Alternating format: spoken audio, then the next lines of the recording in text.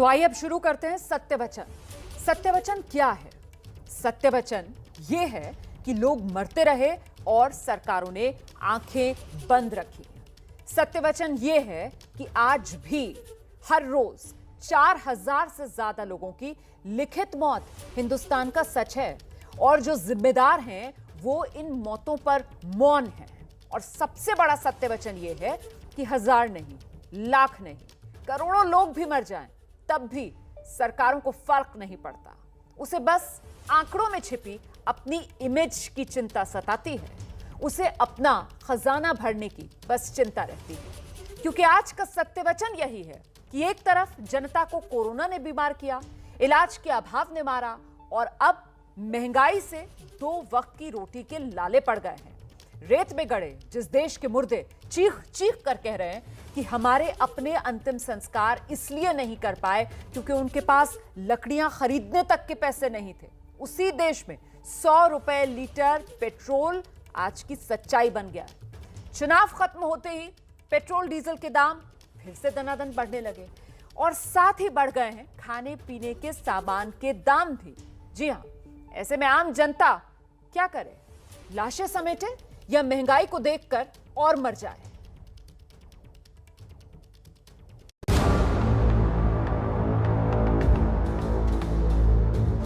गंगा नदी का तट है और आप देख सकते हैं कि नदी के तट के चारों तरफ आपको सिर्फ कब्र और कब्र ही दिखाई देगी।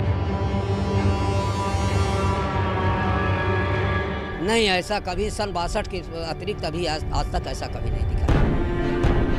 करीब हर घर में एक बीमार तो और स्वास्थ्य की सेवा के नाम पर नहीं लग रही। फोन किए अपने पेशेंट को, बोले थे मैम हमको बचा लो, रो रो कर कह रहे थे लेकिन कोई सुई दवाई नहीं लगा रहे थे।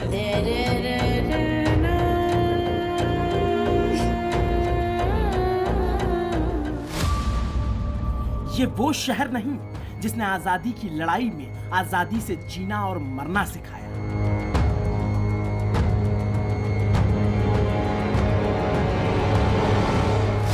ये वो शहर नहीं जिसे कभी महादेवी ने जिया, जिसका जिक्र कभी धर्मवीर भारती ने गुनाहों के देवता में किया।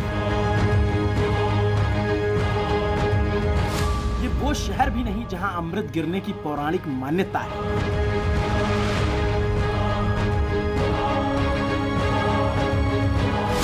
ये वो संगम की रेती भी नहीं जहां कुंभ लगता है, जहां हर साल 40 दिन का माघ मेला सजता है।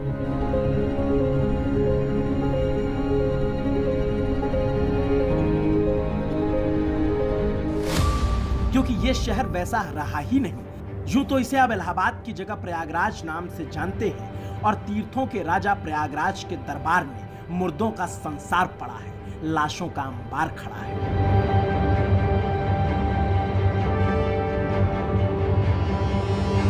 प्रयागराज के श्रृंगेश्वर घाट पर अब घाट नहीं बचा, ये मुर्दों का टीला बन चुका है। यहाँ मुर्दों का मोहल्ला तैयार हो चुका है।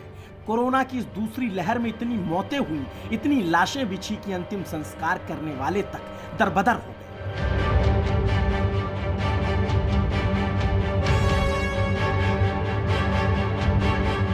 अधिकारी, नेता, मंत्री, संतरी सब इस तस्वीर से बेखबर हो गए और एक दिन आंधी आती है, उसने बालू के टीलों को उड़ा दिया। जिस जिले से योगी सरकार के 3 ओहदेदार मंत्री आते हैं, उस जिले में दफन मुर्दों का संसार दुनिया के सामने ला दिया। मैं प्रयागराज में मौजूद हूँ और मुझे जो तस्वीर दिखाई दी है वो इन सबसे थोड़ी अलग है। ये फाफामऊ इलाका है और ये जो नदी है ये गंगा नदी है और गंगा नदी के ठीक बगल में जो बालू वाली जगह है जहाँ पर बालू इकट्ठा है, वहाँ पर आप देखिए तमाम सारी लाशें यहाँ पर जो हैं दफनाई गई हैं और ये इतनी बड़ी संख्या है, इतने सारे लोग यहाँ पर अपने परिजनों को दफना कर चले गए हैं जो एक भयानक विभत्स तस्वीर बयां करते हैं। जिंदा रहने पर जिन्होंने 2 गज दूरी का नारा सुना था, वही लोग ऐसे मरे कि कब्रों के बीच 2 गज की दूरी तक ना रही। ये किसी के अपने थे मगर अब मुर्दा हो चले हैं और मुर्दे आपस में खुसफुसाते तो होंगे ही और शायद कहते होंगे कि बारिश आने में 2 महीने भी नहीं, जब पानी बढ़ेगा तो हम फिर से ऊपर आएंगे, अपनी दास्तां अपने अवशेषों के जरिए बताएंगे, तब ये लाशें मांगेंगी इंसाफ, अपने मौत के संसार का मांगेंगी इंसाफ, इस दर्दनाक अंतिम संस्कार का। अभी गाइडलाइन भी आई है सरकार की, प्रवाह के साथ साथ नदी के किनारे जो लोग शव को लाके गाड़ देते हैं वह भी एक गलत परंपरा है, क्योंकि जब पानी बढ़ता है नदी का तो वो शव बह करके पानी में जाते हैं, जिससे नदी का पानी प्रदूषित होता है। हजारों लाशें जब संगम की इस रेती की आगोश में लिपट गईं, तब प्रशासन नींद से जागा और कहा यही कि खबरदार अगर यहाँ किसी और को दफनाया गया। मगर दर्द इतना सा है कि किसी ने पूछा नहीं कि आखिर इस तरह यहाँ गरीब लोगों को दफनाना क्यों पड़ा। गरीब आदमी ले आकर के गाड़ता है, कोई अपना जलाता है, जिसकी जो बजट बनता है वो ऐसा करता है। पैसे भी नहीं है उन पर जलाने की लकड़ी के यहाँ 6,000, 7,000, 8,000 लेते हैं। घाट वाले ब्राह्मण पैसा लेते हैं, मनमानी सब कुछ करते हैं। क्या करे मजबूर आदमी ऐसा करके जाता है। उनमें तो पैसा नहीं है, साधन नहीं है, आए दफनाए चले गए। आप कल्पना कीजिए, हिंदुस्तान की माटी में इतनी गरीबी गड़ी है कि वो अपने परिवार, अपने परिजनों का अंतिम संस्कार सिर्फ इसलिए नहीं कर पाए क्योंकि उनके पास लकड़ी खरीदने तक के पैसे नहीं थे। पैसे भी नहीं है उन पर जलाने की लकड़ी के यहाँ 6,000, 7,000, 8,000 लेते हैं। घाट वाले ब्राह्मण पैसा लेते हैं, मनमानी सब कुछ करते हैं। क्या करे मजबूर आदमी। और ये बातें बताती हैं कि हमारे नीति नियंताओं की कल्पना से कहीं ज्यादा गरीबी हिंदुस्तान की इस माटी में दबी है। मगर दुर्भाग्य इस देश का कि देश के नीति नियंता अब भी उस गरीबी को ना देख पा रहे हैं और ना ही समझ पा रहे हैं, क्योंकि अगर समझ रहे होते तो पेट्रोल डीजल के दाम बेतहाशा ना बढ़ाते, ना बढ़ता खाने के तेल से लेकर सब्जियों के मेल तक का दाम, ना बढ़ता फलों का दाम, ना छूती महंगाई आसमान। डीजल भी बढ़ रहा है, पेट्रोल भी बढ़ रहा है सर। अरे सर बड़ी मजबूरी है सर, जेब से जा रहा है सर। हम लोग के लिए तो काफ़ी है 3 रुपए। तो हम आम आदमी क्या करेंगे, रोज कमाते हैं रोज खाते हैं सर। आम जनता, आम गरीब को रोटी मिलनी चाहिए, फ्यूल के रेट्स तो कम होने ही चाहिए।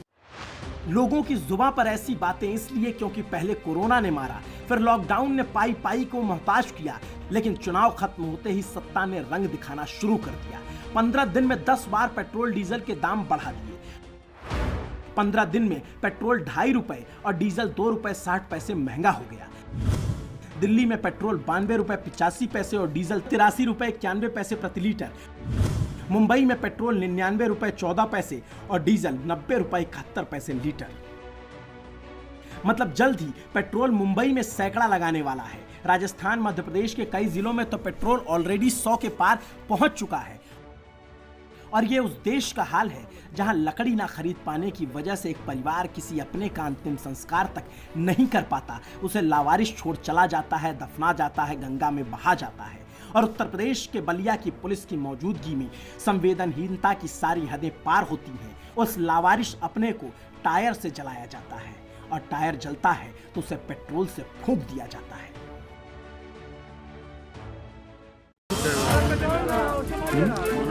और वाकई ये पेट्रोल तो महंगा होना ही चाहिए। जो काम हिंदू रीति रिवाजों में अंतिम क्रिया के दौरान देसी घी से किया जाता है, वो बलिया में पुलिस की मौजूदगी में पेट्रोल से हुआ।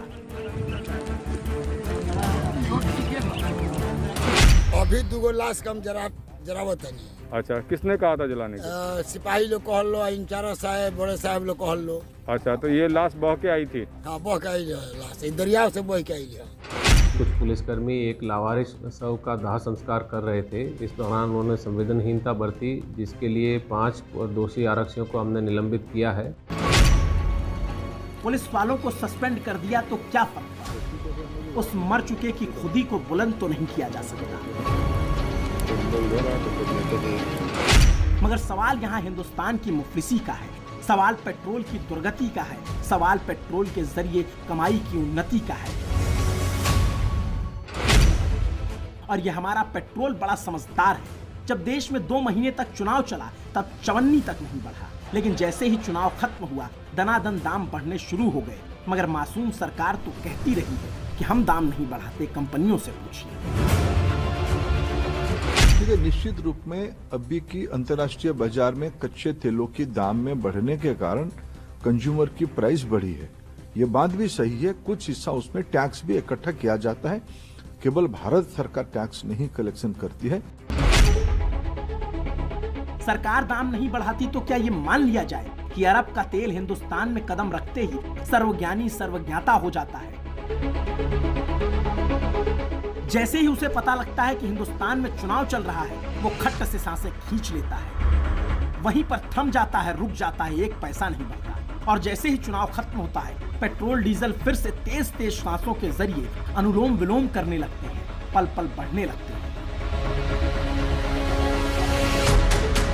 मैं लखनऊ के हजरतगंज इलाके में खड़ा हूँ। जहाँ देखेंगे आपकी लॉकडाउन की वजह से एक तो इक्का दुक्का गाड़ियाँ ही यहाँ नज़र आएंगी आपको, लेकिन जो दाम बढ़े हैं, बढ़ोतरी है, उससे बहुत ज़्यादा प्रभावित है लोग। जायज़ तो है नहीं, बिल्कुल भी जायज़ नहीं है, क्योंकि 3 रुपए छोटा मोटा थोड़ी ना होता है, ज़्यादा ही होता है। देखिए चुनाव के वक्त तो सब लोग मदद करने आते हैं, उसके बाद कोई नेता मंत्री दिखता नहीं। कि इस समय तो रोटी नसीब नहीं हो रही है, फ्यूल बेसिस कहाँ जा रहे हैं ये नेता मंत्री को कैसे पता होगा, क्योंकि वो तो एसी रूम से निकलते ही नहीं है। उनके पास तो 10 गाड़ी है, हम लोग तो 2 व्हीलर खींचना मुश्किल है। बच्चों की फीस जा रही है 2-2 ढाई लाख रुपए, तो हाउ कैन आई मैनेज। ये आम जनता की आवाज है, और आम जनता का ये गुस्सा नहीं है साहब, अंदर तक उसके निचोड़े जाने की वेदना है, क्योंकि कोरोना ने बीमार किया, अव्यवस्था ने मारा, और अब महंगाई तड़पा रही है। अगर पिछले 1 साल की बात करें तो दिल्ली में 18 मई 2020 को यही पेट्रोल 71 रुपए 26 पैसे में था और डीजल 69 रुपए 39 पैसे लीटर था। और आज वही पेट्रोल 92 रुपए 85 पैसे और डीजल 83 रुपए 51 पैसे हो चला है। यानी 1 साल में सीधे सीधे करीब 21.5 रुपए पेट्रोल महंगा हुआ और डीजल 14 रुपए 12 पैसे महंगा हो चुका है। और इतने रुपयों की कमाई अगर साल भर की निकाली जाए तो ये अरबों खरबों में बैठे। एक तरफ सरकार की रईसी, दूसरी तरफ जनता की गरीबी। हमारी जेब में इतना असर पड़ रहा है कि उसके बाद खाने तक के लिए पैसे नहीं है, पर पेट्रोल के लिए पैसे हैं। हमारी सरकार ये देख नहीं रही है, इतनी भुखमरी के होने के बाद, इतना कोरोना होने के बावजूद भी, मतलब पेट्रोल तो अपना नाम रुकने का ले नहीं रहा है। गरीब आदमी तो सब जगह पीछे रहेंगे, लॉकडाउन में भी काम धंधे है नहीं, है नहीं। अब हमारी हमें 14,000 रुपये मिल रही है, हम 14,000 में से 4,000 का तो तेल ही लगा देते हैं इसमें महीना का। आम जनता की इस वेदना को दरकिनार कर महंगाई को मारक स्तर पर ले जाने का काम हो रहा है। 1 साल में पेट्रोल डीजल जमीन से आसमान पहुंच गए और पहले से जमीन पर खड़े इंसान को सरकार की नीतियों ने धरातल की गहराइयों में गाड़ दिया। 1 साल में पेट्रोल डीजल और दूसरी चीजों की महंगाई के बरक्स आम आदमी को तोलेंगे तो पाएंगे कि पिछले 1 साल में 7.5 करोड़ लोग गरीबी रेखा के नीचे चले गए। 2020 में हिंदुस्तान की प्रति व्यक्ति आय 1,34,000 रुपए थी। 2021 में वो घटकर 1,27,000 रुपए रह गई। यानी आम आदमी का कचूमर निकल चुका है और इस दौरान अमीर अमीर हुआ, गरीब गर्त में जाता चला गया। हम दिल्ली के कश्मीरी गेट में हैं, जहां पर लॉकडाउन के दौरान सारी दुकानें बंद हैं, कोई भी रेहड़ी पट्टी पे भी कोई दुकान नहीं दिख रही है। लेकिन यहाँ पर एक गरी वाले से हमारी भेंट हुई, जो कि इस बंद के समय में यहाँ पर खड़े हैं। हमने जानना चाहा कि लॉकडाउन में आप किस तरीके से सरवाइव कर रहे हैं, किस तरीके से आपका काम चल रहा है। बता रहे हैं कि घर में कितने लोग हैं आपके? 8 लोग हैं भाजी, 8 लोग हैं। हम लोग को काम और सब घरेलू जो होता था वो सब बंद पड़ी है। यही नारियल बेच करके खाना पीना सभी को चला रहा हूँ भाजी। लॉकडाउन जितना जल्दी हो खोल दिया जाए भाजी, इससे हमारी फिर राहत हो जाएगी भाजी। इसमें 200-250 रुपये का काम हो जाता है भाजी। 200-250 रुपये में दाल रोटी तो मिल जाती है भाजी। और इन गरीबों की ये पीड़ा सिर्फ पेट्रोल डीजल के दाम तक सीमित नहीं है, क्योंकि जब पेट्रोल का दाम बढ़ता है तो सिर्फ आपकी गाड़ी में खर्च नहीं बढ़ता है, इनके घर का राशन महंगा हो जाता है, तेल महंगा हो जाता है। हर विधा से डीजल इन्हें बेजार करता है, क्योंकि डीजल खाने के तेल का भी तेल निकालने का काम करता है। धुलाई तो उसी से होती है। और 1 साल की तुलना करेंगे तो सरसों का तेल पिछले साल आज ही की तारीख को 130 रुपए लीटर था। आज सरसों का तेल 200 रुपया लीटर हो चला है। रिफाइंड तेल 105 रुपए में मिलता था, 170 रुपए देने पर ही आपको 1 लीटर रिफाइंड मिल पाएगा आज की तारीख में। सूरजमुखी का तेल 130 रुपए लीटर मिलता था 1 साल पहले, आज 180 रुपए लीटर मिल रहा है। मतलब पिछले 1 साल में आम आदमी की कमाई घट गई है और ये सारी जरूरी चीजों का दाम बढ़ गया है। जनता को इतना निचोड़ दिया गया है कि घर बैठे गरीब आदमी पकौड़े तक तलने की स्थिति में नहीं बचा है। मुफ्त राशन ले भी आए तो पकाए कैसे, ये कौन बताएगा। जो रोज़ इस्तेमाल होने वाली चीज़ें हैं और जो कृषि से संबंधित चीज़ें हैं, अगर वो इतनी महंगी हो जाएंगी तो जनमानस का जीवन अस्त व्यस्त हो जाएगा, इसमें कोई संदेह नहीं है। सरकार से ये चाहूँगा कि वो कुछ कड़े कदम उठाए और इन चीज़ों को कंट्रोल करें। ऐसा कंट्रोल क्यों नहीं हो पा रहा महंगाई के ऊपर? तो गरीब आदमी क्या खाए और क्या ना खाए, गरीब आदमी मर रहा है। तो आप खुद जरा सोचिए और फैसला कीजिए कि इस देश का जो गरीब आदमी है वो करे तो क्या करे। पहले वो कोरोना से मरे, फिर महंगाई से मर जाए वो, और सरकार चुपचाप देखती रहे। सरकार इतनी संवेदन शून्य कैसे हो सकती है? एक तरफ लाशों का अंबार, लॉकडाउन ने लोगों को किया बेजार, तब महंगाई बेशुमार। अच्छा, आलम यह है कि जो थोक महंगाई दर है वो अपने चरम पर पहुंच गई है। मैं आंकड़े आपको बताती हूँ। फरवरी 2021 मतलब इसी साल फरवरी के महीने में थोक महंगाई दर 4.83% थी। मार्च में बढ़कर ये 7.39% पर पहुंच गई, और पिछले महीने मतलब अप्रैल में इसने सारे रिकॉर्ड तोड़ दिए। थोक महंगाई दर 10.49% हो गई, डबल डिजिट में पहुंच गई, उसे क्रॉस कर गई। यकीन मानिए पिछले 11 साल में देश ने इतनी महंगाई कभी नहीं देखी। 11 साल में सबसे हाईएस्ट ये थोक महंगाई दर का आंकड़ा जो सामने आया है पिछले महीने अप्रैल 2021 का। इसीलिए सत्य वचन ये है कि डीजल की महंगाई हर चीज को प्रभावित करती है। सरकार ये सब जानते हुए भी अनजान बनी हुई है। इसी की वजह से महंगाई बेशुमार हो चली है। अच्छा देखिए, कोरोना काल चल रहा है, डॉक्टर क्या कहते हैं? अच्छा खाइए, मगर खाने पीने का हर सामान तो महंगा हो गया है। फल, सब्जियां, सब कुछ डीजल ने अपने आगोश में ले लिया है। सरकार को तुरंत सोचना चाहिए। पाई पाई को मोहताज जनता को तत्काल कुछ राहत देनी चाहिए सरकार को।